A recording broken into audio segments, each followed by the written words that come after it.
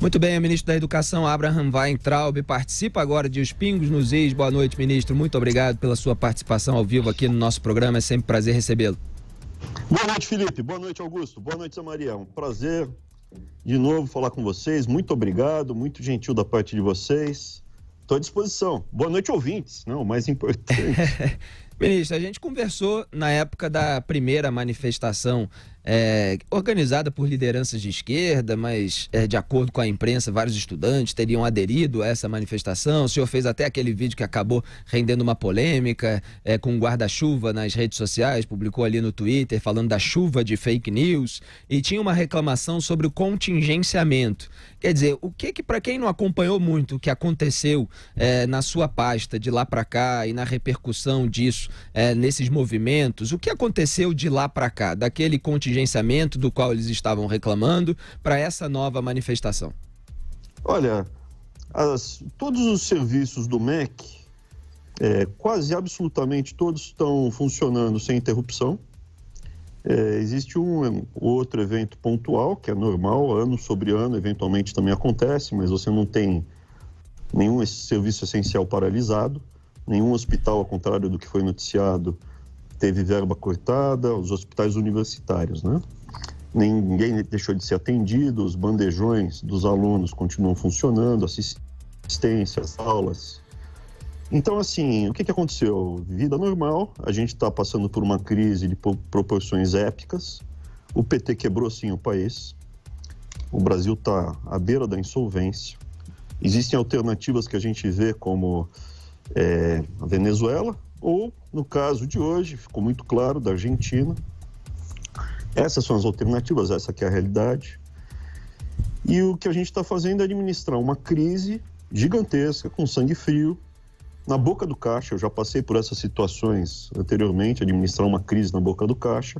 Você tem que manter o sangue frio e ir fazendo os pagamentos de acordo com as suas urgências, esperando que a economia melhore, que eu acho que já está dando sinais de melhora, esperando que a gente consiga descontingenciar já a partir de setembro, que foi o que a gente havia comentado, e trabalhando com propostas que a gente apresentou várias. Apresentamos a proposta da alfabetização no dia 10 de abril, apresentamos a proposta para o ensino fundamental em maio, apresentamos o Futuris, que é para o ensino superior, vamos apresentar para o ensino técnico, então apresentamos do Enem eletrônico, então a cada 15 dias a gente está soltando um novo programa, novas ações, conduzido com tranquilidade, com sangue frio, e enfrentando resistências assim titânicas, né? Porque a gente está mexendo com interesses poderosos, grupos que estão comandando o Brasil há muitos anos, na verdade são milhares e milhares de pessoas que, vou usar um termo forte, mas é a verdade, parasitam milhões de brasileiros.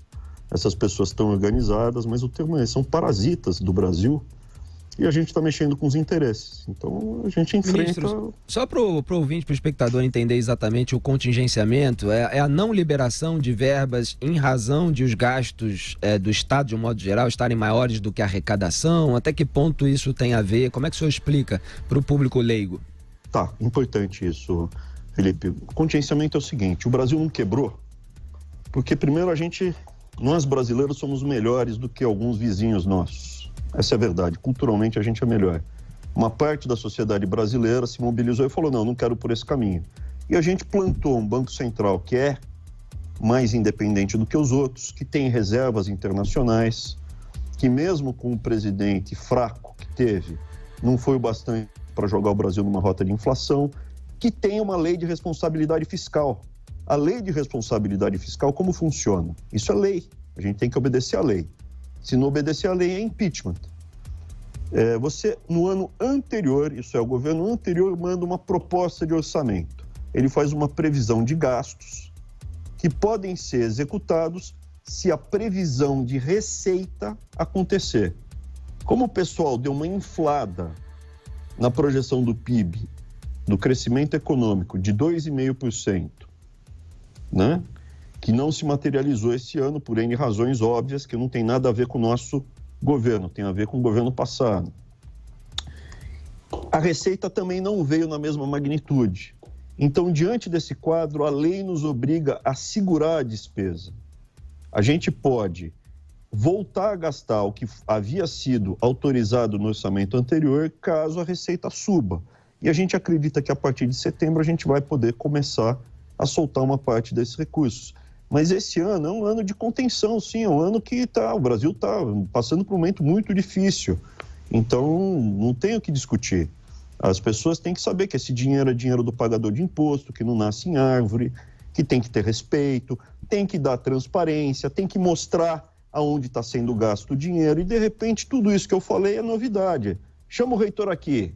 Onde é que você quer gastar o dinheiro? Oh, não, eu tenho autonomia universitária. Tem nada, esse dinheiro é do pagador de imposto, esse dinheiro não é teu. É que nem o pessoal que estava acostumado a viajar de jatinho. Pô, eu sou a terceira geração que viaja de jatinho. Eu tenho direito adquirido a viajar de jatinho. Tem nada. Isso aí é dinheiro nosso dos brasileiros todos. Ministro, com essa pouca vergonha. Augusto Nunes. Ministro, quem leu a reportagem publicada, acho que foi pela Folha, né? Sobre o Enem, tem a sensação... Não. Folha, Diário do Centro do Mundo... Brasil 247. Eu queria. Quem leu essas coisas aí que foram publicadas, tem a sensação de que o Enem ficou acéfalo, o órgão que cuida do Enem ficou acéfalo a maior parte do tempo e sai com a sensação de que o exame pode nem ser realizado. Eu queria que o senhor dissesse o que é que vai acontecer com o Enem e o que há de verdade nisso. Eu acho isso o seguinte. Eu acho isso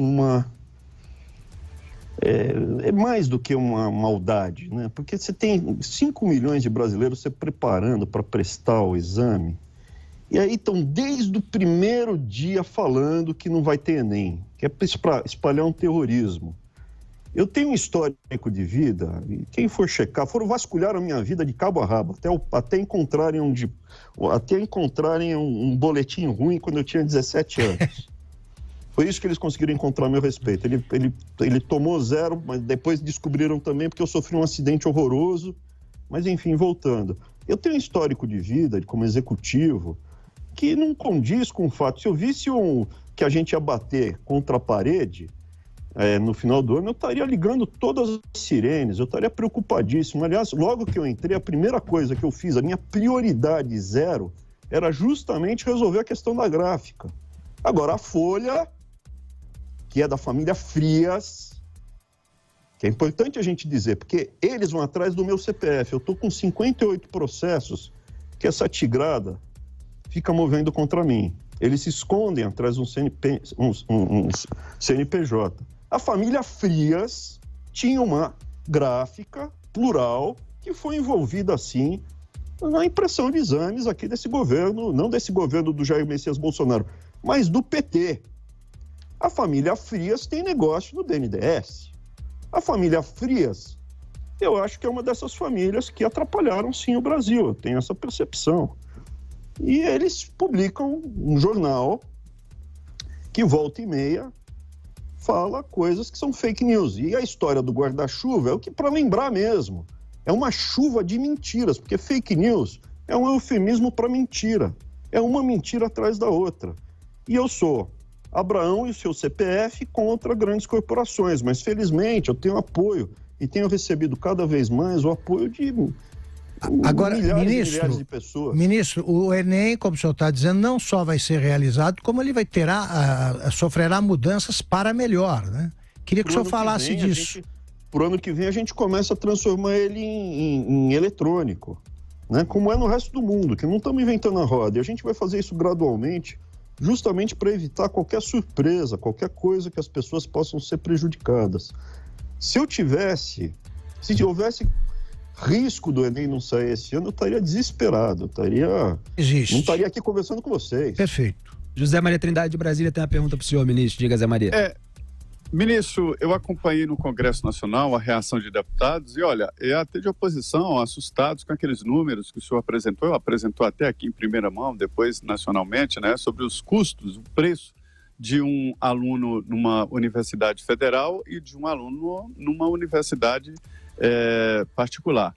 Eu queria, ministro, que o senhor dissesse, e a partir daí, o que houve? O senhor tomou alguma decisão? Pode ser diferente no futuro? Há alguma mudança em vista? Zé Maria, olha, eu tenho que cumprir a lei. A lei tem vários ritos e vários procedimentos, e é gradual, e a gente vai fazendo tudo para que não sobre o que? Esqueletos jurídicos no futuro. E mesmo cumprindo a lei, tem uma parte do judiciário que tem lado, né? Não preciso falar isso para os senhores. Lado, claro. Um dos 58 processos que eu sofri é do Rio Grande do Norte, são 7 procuradores que me botaram 5 milhões de reais na física, 5 milhões de reais na física, porque eu falei a palavra balbúrdia e isso prejudica, a sensibilidade dos alunos. Detalhe, eles antes de me notificarem, soltaram para a imprensa. Isso é claramente, tem uma agenda deles, né? Então, assim, eu tenho que seguir todos os processos, não depende não depende só da gente apresentar a solução, a gente tem que viabilizar isso juridicamente, tem sabotagens internas, porque são 16 anos de PT, mas o MEC já estava sendo aparelhado antes. Fernando Henrique não é exatamente um cara de centro-direita. Então aqui está sendo aparelhado há muitos anos. Primeiro dia meu aqui no MEC, eu levei uma cusparada na orelha, primeiro dia. De vez em quando, volta e meia, a gente descobre gente aqui sabotando, e vamos chamando polícia, vamos investigando, vamos documentando. Agora, o MEC não é Polícia Federal, não é Ministério Público. A gente junta as provas e chama e entrega para as autoridades competentes. A gente está apresentando uma série de propostas, já apresentamos para o ensino fundamental, professores, estamos conversando com todo mundo. Olha, se você conversar com secretários estaduais ou municipais, eles vão atestar que nunca antes na história do Brasil teve um MEC que dialogou tanto com eles. Não, brincadeira, não vou falar mais. Isso é uma barbaridade. Ministro. Mas se falar também com reitores, nenhum deles vai falar, olha, eu acho que o trabalho está sendo bem feito, porque pelo menos você vê, esse jornaleco da família Frias parou de me chamar de burro e agora fala que eu estou fazendo bullying. Então quer dizer que estou indo no caminho certo, né? Já pararam de me chamar de burro, né? Ministro, outro dia eu estava comentando aqui uma pauta de segurança pública e lembrando que na época do governo do PT, vários petistas alegavam que segurança pública era problema dos estados. E aí depois a gente ia olhar lá o índice de criminalidade em estados governados por petistas e também era alto, quer dizer, não ajudava muito. Na educação, muitas vezes acontece isso também, quando se referem a escolas estaduais, escolas municipais, dizem que não está na esfera do governo federal. Eu queria perguntar para o senhor como é que está essa relação. O senhor encontra algum obstáculo ao mexer com a educação em relação aos governadores, a prefeitos? Porque tem vários níveis, né? Tem as escolas municipais, as estaduais e as instituições federais também, principalmente no Nordeste, por exemplo, em que tem mais governadores à esquerda. O senhor tem encontrado obstáculos nessa discussão? Olha, a primeira coisa, da nossa parte nunca saiu. O governo Bolsonaro, da minha parte, está até no plano de governo. A educação é problema de todos nós brasileiros. Eu estou aqui como um brasileiro. Eu realmente pretendo fazer o meu trabalho aqui e voltar para minha casa em São Paulo. A minha vida, será que vai ser? Se é que vai dar para voltar, né? Mas a minha preocupação é arrumar. E aí o que acontece? De vez em quando você se depara com umas figuras aí que vêm aqui e falam, minha senhora, vamos discutir com a governadora. Vamos discutir os números. Eu quero dinheiro, eu quero dinheiro. Minha senhora, vamos discutir. Não, eu quero dinheiro. Assim não vai ver um centavo. Agora, do modo geral... Ministro, essas partes... Pois não. Oi, perdão. Não, complete, por favor. Não, do modo geral, tem coisas muito boas no Brasil. Essa percepção que tem, na média, está muito ruim. Mas você ficaria surpreso com certas instituições. Na Paraíba, as universidades estão um brinco. A Universidade Federal de Mossoró tá legal. Tem uma boa parte que é boa. O que acontece? Até recentemente, até uns 10 anos atrás, 20 anos atrás, a gente cansava de escutar que o brasileiro não é politizado. Hoje o brasileiro é politizado. A outra coisa, o Brasil é o país do deixa disso. Estamos deixando de ser o país do deixa disso. Agora é o seguinte, eu sou politizado, estou aqui, eu nunca pertenci a Grêmio Estudantil. Eu queria terminar minha faculdade, arrumar um emprego e tirar o pé da lama. Agora eu estou aqui, porque eu vou perder o meu país. Como os argentinos vão perder o país deles, vão para a roça, vão se estrepar. E como a Venezuela. Então, assim, eu estou aqui, estou politizado, assim como milhões de brasileiros também estão. E na média está ruim, mas tem vários exemplos, inclusive Universidade de Santarém, que eu estava lá, que eu fui atacado com a minha família por uma ongueira e um bando de vagabundo com coqueiro na cabeça, que diz que é índio. Mas a Universidade de Santarém está muito bem. O reitor lá, as pessoas, os projetos, tem coisa muito boa no Brasil. Tem casos de escolas municipais que o resultado dos alunos é bem melhor do que e pobre, em lugar pobre, bem melhor do que da Alemanha. Agora, na média ruim. Por que na média ruim? Porque a gente está acordando. E quando a gente está acordando, demora um pouco para a gente acertar as coisas. Começamos a acordar. O fato da gente começar a ver qual a direção rumar, eu acho que me dá muita esperança. Augusto. Ministro, o senhor está desenhando um outro tipo de parceria que vai permitir às universidades aí conseguir algum dinheiro da iniciativa privada. Como é que é isso? A gente está trazendo o que é feito lá fora, pelas universidades públicas lá fora, onde você tem, na média não, uma faixa de 30% a 60% dos recursos das universidades lá fora vem da iniciativa privada e das suas parcerias. 40% a 70% vem do governo. Então a gente praticamente dobra a receita das universidades se a gente conseguir atingir o mesmo objetivo. Estamos trazendo essa estratégia de fora junto com ideias que deram muito certo aqui no Brasil, que é o EBSER. Para o ouvinte que não sabe o que é isso, alguns anos atrás, os hospitais universitários estavam numa situação de caos. E foi feita uma transição para esse modelo que a gente está propondo para as universidades, e hoje eles são, e adesão voluntária, inclusive. E hoje eles são caso de sucesso. Então, o que a gente está fazendo é trazendo o que dá certo lá fora, modernizando e adaptando à realidade brasileira. Por isso que os meus secretários todos, eles são executivos, não são formuladores de práticas, são executivos com experiência no governo federal, do planejamento, da fazenda, de executar projeto e entregar resultado rápido. E é isso que a gente tem feito. Eu acho que você vê, os críticos que estavam falando no começo muito mal a meu respeito, eu acho que começaram, já se calaram, né? A crítica mudou um pouco o tom, né? Eram os devotos de Paulo Freire, ministro? Devoto de Paulo Freire, populistas, demagogos, gente com cara... Demagogo velho com roupagem nova, né? Tem muito disso, que gradualmente... Assim, essa experiência aqui para mim está sendo muito rica, porque você vê coisas de perto, né? De perto, e isso está sendo uma experiência rica, muito desgastante em alguns aspectos, do ponto de vista pessoal, familiar. Envolve um risco na pessoa física também muito elevado, essa questão dos processos todos, da militância jurídica, né? Do judiciário. Mas eu acho que, do ponto de vista pessoal, não tinha outra trilha. Quando eu decidi, foi uma trilha que eu decidi seguir, uma conversa que eu tive com o nosso presidente, Jair Messias Bolsonaro, há 2 anos e meio atrás, quando a gente se conheceu, depois a gente conversou um pouco. Então, não estou me queixando, não, só estou falando que é o jogo. Estamos aqui ou para ganhar a batalha, ou... Eu realmente tenho uma visão pessimista se a gente não tiver sucesso. Eu acho que a gente vai ter sucesso, mas a alternativa é Venezuela, é Argentina, é um cenário muito ruim. José Maria Trindade, para a gente encerrar. Olha, ministro, na minha opinião, a educação brasileira tomou um rumo ali ainda no Paulo Renato, quando é ministro do governo Fernando Henrique, quando ele colocou o projeto Todos na Escola. É evidente que ele não conseguiu levar todos para a escola, mas uma boa parte aumentou e colocou no Brasil a exigência, né, de se matricular. E de lá para cá, a grande cobrança é a qualidade. Eu queria, ministro, que o senhor dissesse qual é o projeto da sua gestão, qual é o projeto que o senhor acha que vai ficar assim a sua cara no Ministério da Educação?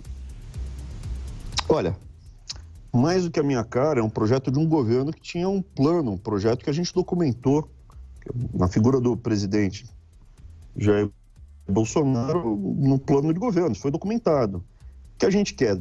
Universalizou a educação e melhorou na educação básica um pouco, mas o Brasil ficou muito para trás, o mundo inteiro melhora, entendeu? O Brasil ficou muito para trás, o Brasil sempre teve uma posição bem melhor em termos relativos do que está hoje. A gente ficou ou de lado ou avançou muito pouco nos últimos 20, 30 anos. A universalização da educação aconteceu em todo lugar, minimamente razoável. Não precisa, ele atingiu isso. O que eu gostaria de deixar é o ponto de inflexão. Há 120 dias atrás não se falava as coisas que a gente discute hoje.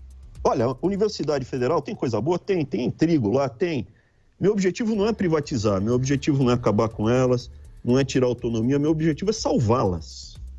Se a gente não enfrentar elas agora e deixar o ritmo do jeito que está indo, com aumento de despesas, a despesa de uma Universidade Federal, pega uma só, umazinha dessas aí, tantas, uma dessa do Rio, uma de São Paulo, é mais de 3 bi e meio por ano, e sobe 8% acima da inflação por ano, a folha de pagamento. Os professores têm que dar 8 horas de aula por semana, não é por mês, 8 horas de aula por semana. E tem uma reitora aqui de Brasília que ganhou a eleição prometendo reduzir de 8 para 6 horas por semana. Daí você começa a ver um cara desse ganha de 15 a 20 mil reais se ele tiver dedicação exclusiva. O total de um aluno, 450 mil reais na média, mas, por exemplo, você pega essa aí do Rio de Janeiro, era 750 mil reais, um diploma. Quando você começa a ver as coisas, dá vontade de vomitar. Eu estou vendo aqui os eventos que eles vêm pedir, evento para político fazer comício de esquerda, lógico, 70 mil reais, 100 mil reais, daí a gente nega, porque não tem nada a ver com pesquisa acadêmica, científica, reclamam, peão grosso. Então, assim, um ponto de inflexão, eu gostaria de salvar as universidades federais, mesmo porque eu sou professor de uma universidade federal e eu pretendo terminar meus dias como professor dela. A segunda coisa que eu gostaria é do projeto da Escola Cívico-Militar, porque você traz uma coisa diferente. A gente não vai fazer isso para todas, mas se eu conseguir deixar em 10% dos nossos alunos do ensino fundamental na Escola Cívico-Militar, eu ficaria muito feliz. Terceira coisa, eu estou indo pela ordem de importância, do menos importante para o mais importante, o ensino técnico. Aqui no Brasil, é uma idiotice que eu escutei de um parlamentar de esquerda. O pobre tem direito ao filho ser doutor. Poxa vida, um mestre artesão, um mestre relojoeiro, um mestre de obras na Europa, ele vale tanto quanto um cara com diploma. Se ele é um bom mestre relojoeiro, ele é respeitado. O meu avô europeu tinha um avô brasileiro nascido na Ilha do Marajó, mas a minha família de europeus eram mestres artesãos e não tinha vergonha em ser isso. Então, trazer de volta o conceito do mestre artesão. Eu sou um técnico e quero ser respeitado como tal. E mereço receber um salário igual a um bom profissional com diploma. Descendo um pouco mais, eu queria realmente colocar o Brasil numa rota de alfabetização científica, acabar com essa... Eu tenho que me controlar com as palavras, mas com essa lindeza que é o Paulo Freire, né? O Paulo Freire... E o pessoal é tão infantil que um dos maiores problemas foi que eu falei que o mural do Paulo Freire aqui em frente ao MEC era feio. O Paulo Freire não é feio, pô, dá vontade de rir, né? Mas eu queria trazer os critérios científicos para a alfabetização, que é feito lá fora. A gente já fez isso e estamos elevando os procedimentos. Para quê? Para que a gente não tenha a vergonha de 50% das crianças brasileiras na terceira série serem analfabetas. É muito simples. E por último, e aí a coisa mais importante de todas, é permitir que o filho do pobre tenha acesso à pré-escola e à creche. Porque aí a gente começa a fechar a diferença entre os grupos sociais já no comecinho, onde tem que se resolver. Você não pode... A criancinha chega na primeira série já com gap, já com uma diferença muito grande. O filho da classe média para o filho do pobre já chega com uma diferença muito grande. Então a gente precisa universalizar a pré-escola e fornecer creche para quem precisa. Creche boa. Então, assim, se eu conseguir fazer tudo isso, mais Enem eletrônico, e não perder todo o meu patrimônio com os processos judiciais, eu vou ficar feliz da vida. Ministro da Educação, Abraham Weintraub, são mais de 63 mil pessoas assistindo só no YouTube ao programa Os Pingos nos Is nesse momento, mais as centenas de milhares que nos ouvem no rádio, nas afiliadas e em todo o mundo também. Muito obrigado pela sua participação aqui hoje em Os Pingos nos Is. O senhor é sempre bem-vindo à Jovem Pan. Boa noite, bom trabalho. Muito obrigado. Fiquem com Deus.